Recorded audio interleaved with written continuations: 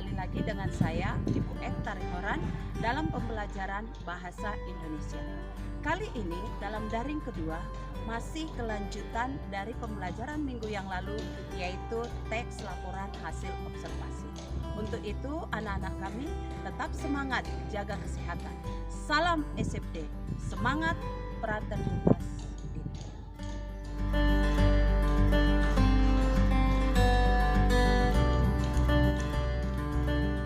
Yang lalu kita sudah mempelajari yang pertama pengertian teks laporan hasil observasi, yang kedua ciri-ciri teks laporan hasil observasi dan tujuan teks laporan hasil observasi. Nah, untuk pertemuan kita kali ini kita akan mempelajari yang pertama struktur teks laporan hasil observasi, yang kedua kaidah kebahasaan teks laporan hasil observasi. Sebelum Ibu menjelaskan satu persatu, Ibu akan menyampaikan tujuan pembelajaran kita pada hari ini. Adapun tujuan kita mempelajari mengenai teks laporan hasil observasi, yang pertama siswa mampu menginterpretasi struktur teks laporan hasil observasi. Yang kedua, siswa mampu menganalisis kaidah kebahasaan teks laporan hasil observasi secara jujur dengan kemampuan sendiri. Nah, materi kita yang pertama adalah teks laporan hasil observasi. Sebelum Ibu menjelaskan strukturnya, Ibu mengingatkan kembali materi kita minggu yang lalu mengenai pengertian dari teks laporan hasil observasi. Apa itu teks laporan hasil observasi? Anak-anakku bisa membuka kembali catatannya minggu yang lalu. Teks laporan hasil observasi adalah teks yang berfungsi untuk memberikan informasi tentang suatu objek yang diteliti atau diobservasi. Jadi, teks laporan hasil observasi itu dibuat setelah melakukan observasi. Nah, Ibu akan menjelaskan struktur teks laporan hasil observasi. Yang pertama, definisi umum atau sering juga dikatakan dengan pernyataan umum atau disebut juga sebagai pendahuluan atau pembuka ataupun pengantar. Yang kedua, definisi bagian. Definisi bagian disebut juga dengan istilah deskripsi bagian. Definisi bagian merupakan bagian yang berisi ide pokok dari setiap paragraf, yang di dalamnya juga ada penjelasan rincian atau menjelaskan secara detail mengenai objek yang diobservasi. Sedangkan yang ketiga, definisi manfaat atau dikatakan juga dengan istilah deskripsi manfaat. Deskripsi manfaat merupakan bagian yang menjelaskan manfaat dari sesuatu yang dilaporkan, yang diakhiri dengan sebuah kesimpulan. Itu adalah struktur yang pertama. Ada dua struktur teks laporan hasil observasi. Struktur yang pertama tadi seperti yang Ibu sebutkan, yang pertama ada definisi umum, definisi bagian, definisi manfaat. Sedangkan struktur yang kedua hanya dua. Yang pertama pernyataan umum atau klasifikasi, yang kedua anggota aspek yang dilaporkan. Karena di dalam sebuah teks observasi bisa saja dalam teks itu memiliki manfaat. Ya, apabila ada manfaat yang jelas, maka perlu dicantumkan deskripsi manfaat. dan diakhiri dengan sebuah kesimpulan. Tetapi apabila di dalam laporan tersebut tidak dicantumkan deskripsi manfaat, maka yang kita gunakan adalah struktur yang kedua.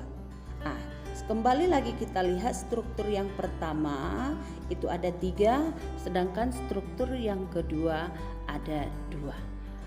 Yang sering kita jumpai di dalam teks laporan observasi adalah struktur yang pertama. Selanjutnya, Ibu akan menjelaskan kaidah kebahasaan teks laporan hasil observasi. Kaidah kebahasaan dalam teks laporan hasil observasi ada 6. Yang pertama, penggunaan prasa nomina atau benda.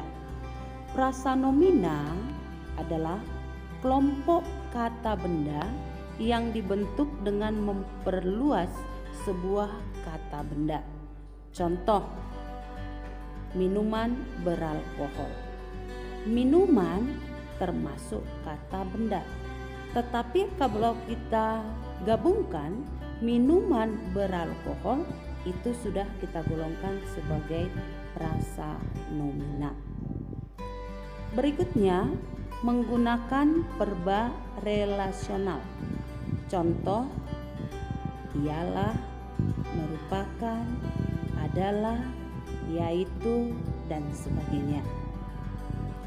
Selanjutnya, yang ketiga, menggunakan verba aktif alam guna menjelaskan perilaku.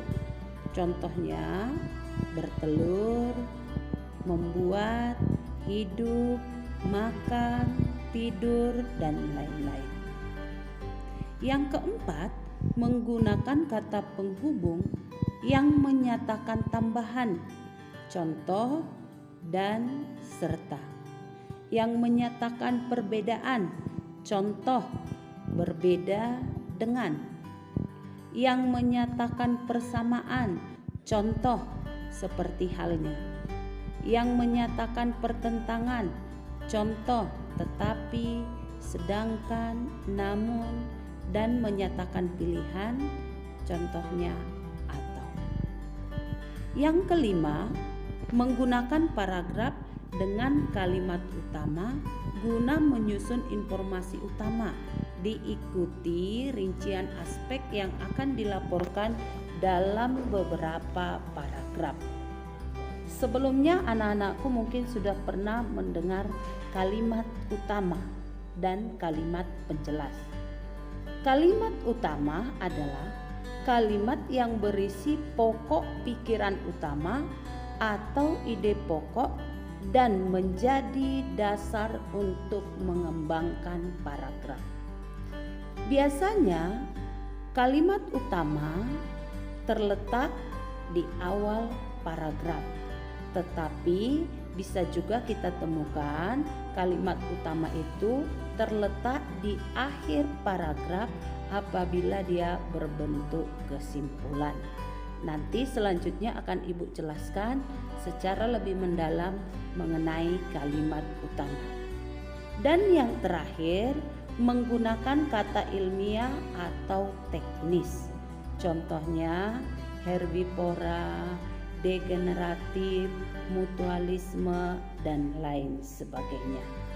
Nah, itulah kaidah kebahasaan teks laporan hasil observasi. Selanjutnya di sini kita akan melihat contoh sebuah laporan teks hasil observasi yang di dalam teks ini sudah diberikan tanda mengenai struktur dari teks laporan tersebut. Coba kita baca dengan seksama paragraf berikut ini.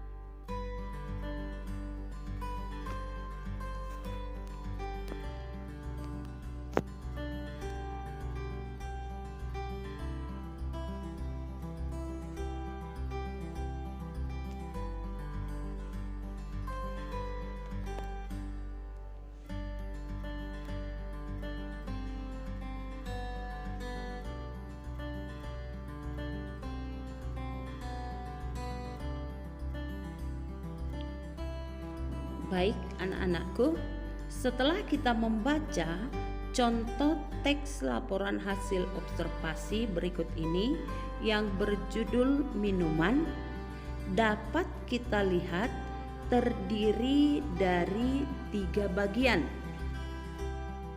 Atau yang pertama, pada paragraf yang pertama, minuman umumnya menunjuk kepada cairan yang ditelan.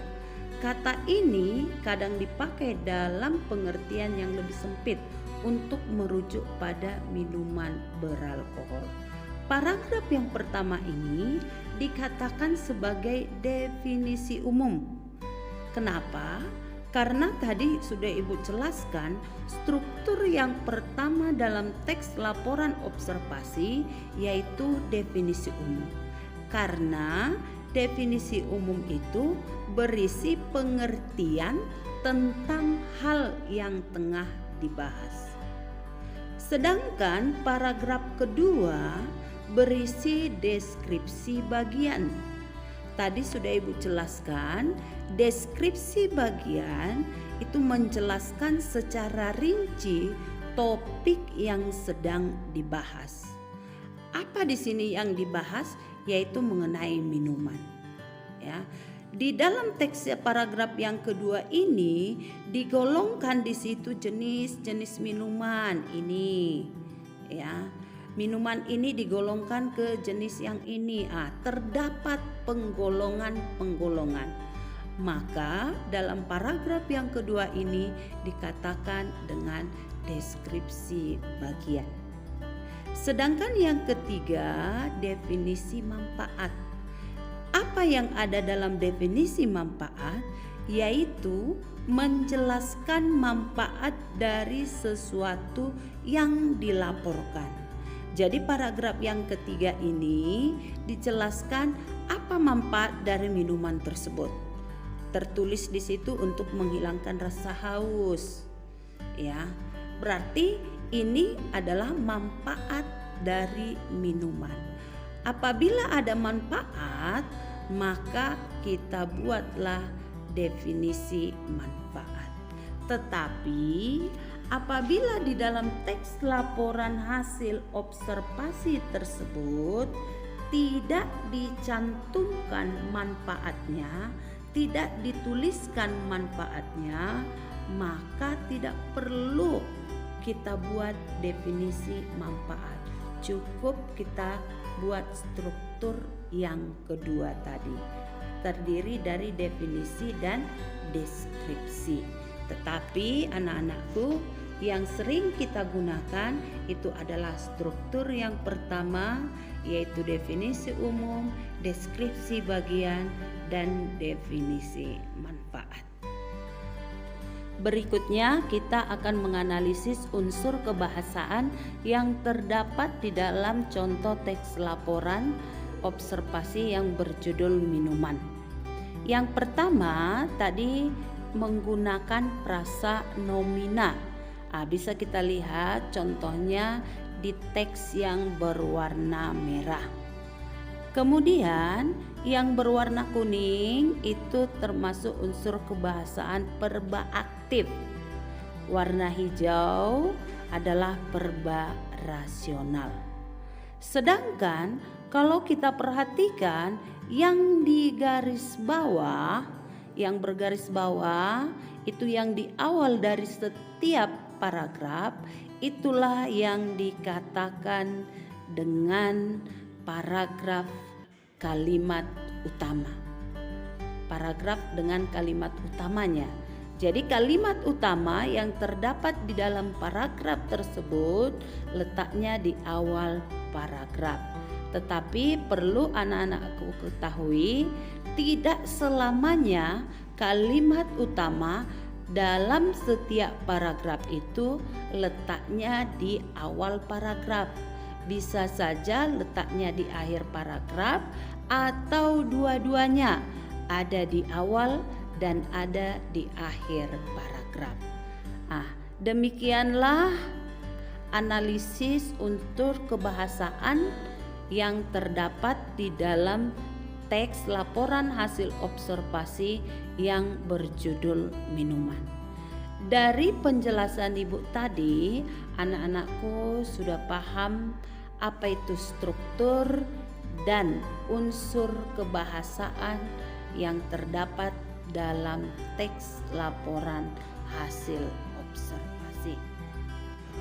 Demikian pertemuan kita pada hari ini. Untuk penugasan anak-anakku, silahkan melihat di Google Classroom. Kerjakan dengan baik, dengan jujur dan semangat. Jaga kesehatan, Tuhan Yesus memberkati. Salam SMP, semangat, fraternitas.